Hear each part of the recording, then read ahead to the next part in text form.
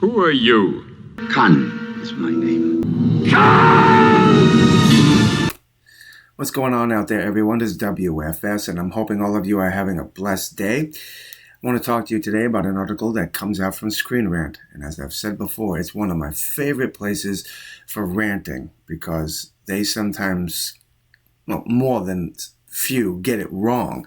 And in this particular episode, we're going to talk about an idea for an episode from TNG, Star Trek The Next Generation, where Khan would have been introduced as a villain who attacks the Enterprise. You got that now. Khan, from the original series, would be, not gonna, but it would have been appearing in an episode of The Next Generation attacking the Enterprise. Wrath of Khan would have been ruined by a rejected TNG episode script. Now, the funny thing about this article, when you read further into it, I can see where Screen Rant would go off on the idea that this would ruin the ending of the Wrath of Khan. But when you read further into the article and what the storyline was, I don't think it would have any impact on the Wrath of Khan at all. And let's be honest about it.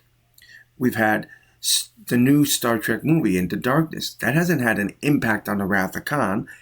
People, when they found out what was said and what was done in Into Darkness, they came to the Wrath of Khan's defense, basically yelling their heads off that you were stealing from a classic to put into a weaker movie. And then we go fast forwarding into Strange New Worlds, where they create a genetic blood relative of Khan aboard the Enterprise 7 years or so before Khan encounters Kirk and crew. So you see, none of that has had any impact on the Wrath of Khan, despite the fact that Screen Rant over the years has tried desperately to change the narrative of Kirk and Khan's relationship because of Lon. But that's not what this article is about. This is an interesting idea.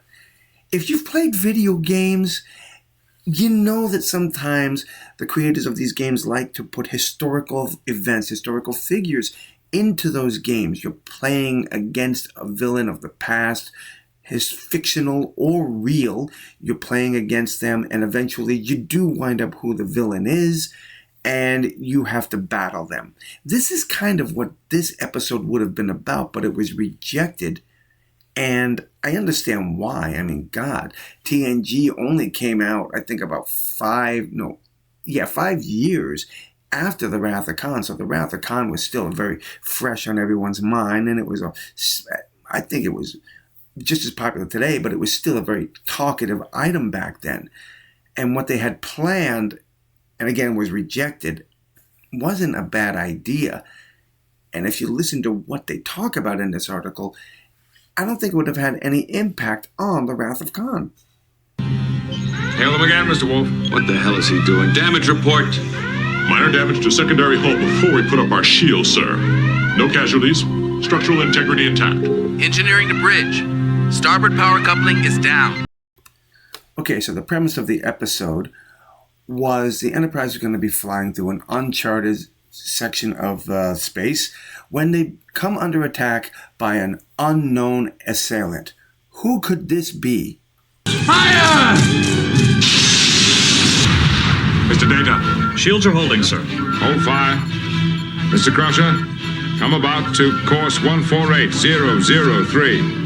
Our torpedoes ready. Dispersal pattern, Sierra. And fire. Enterprise D is being attacked by Khan.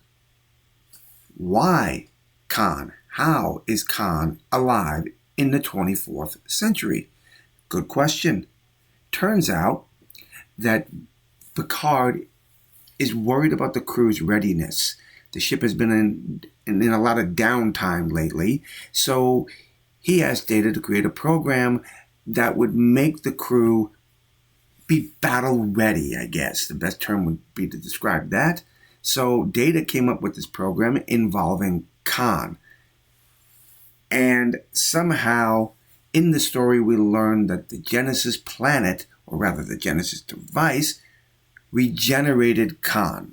Now, considering the ending of the Wrath of Khan and how the Genesis device annihilated the Reliant and everyone on board, there's no way that he could have been resurrected, which is what the writers of the story would have had us believe. Some way, somehow, Genesis resurrected Khan. And he's alive some 80-something years later. Now, we find out, as I said before, that it was a holographic simulation. And Screen Rant wants us to believe that this is a bad idea and it ruins the ending of the Wrath of Khan. But honestly, I don't think it does ruin the Wrath of Khan at all. Because again, this is a holographic simulation. According to the article, they were going to try and get Ricardo Montalban back to play Khan. And again, this would not have ruined the Wrath of Khan. I'm sorry, Screen Rant, you're wrong here because this is a simulation. It's a video game in a sense. It's a video simulation. It's a way of training your people. And I just don't see how this could have been taken as anything else but a holographic training simulation. That's it. Khan's dead. It would not have ruined the ending of the Wrath of Khan. If anything, it probably would have helped reinforce how powerful a villain Khan was. Now, the story apparently would have Khan attacking the Enterprise D and crippling it. Now, that just says something pretty bad about the design of the Enterprise for Khan to be able to come along and cripple this ship as well as he did the original Enterprise in the Wrath of Khan. The only problem that I would have with this idea is the fact that Kirk and Khan have a history. And Picard and Khan, that just wouldn't work for me. It really wouldn't. There's no history here. So the conflict just seems empty to me. But that's just a thought I had about that subject. I would love to hear your thoughts and comments on this. Do you think this would have been a good episode? Would it have hurt the ending of the Wrath of Khan like Screen Rant wants you to believe? I personally doubt it. But I'd love to hear your thoughts and comments on it. So please drop them below and let me know. And until the next time, my friends, God bless.